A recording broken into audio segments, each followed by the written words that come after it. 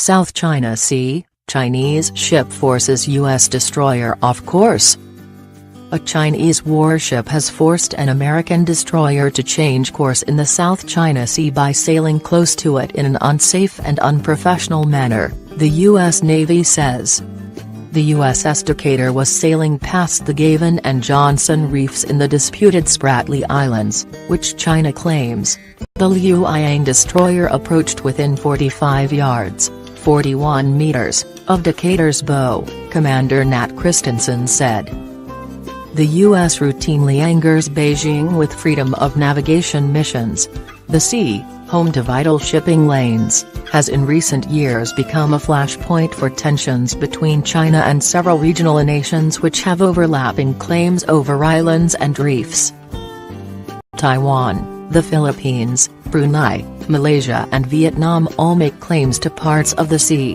China, however, claims a huge area, known as the Nine-Dash Line, and routinely accuses the U.S. Navy of provocation and interference in regional matters.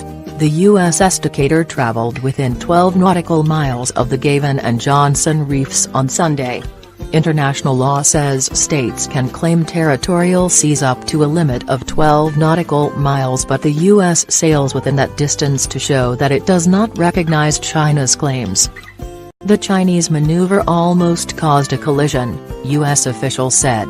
The U.S. side repeatedly sends military ships without permission into seas close to South China Sea's islands, seriously threatening China's sovereignty and security, seriously damaging Sino-U.S. military ties and seriously harming regional peace and stability, China's defense ministry said. The latest incident comes amid worsening trade tensions between Beijing and Washington, who have been imposing tit-for-tat tariffs on each other's goods. The U.S. recently imposed sanctions on the Chinese military over its purchases of Russian military jets and surface-to-air missiles. China has reportedly cancelled a security meeting later this month with U.S. Defense Secretary Jim Mattis.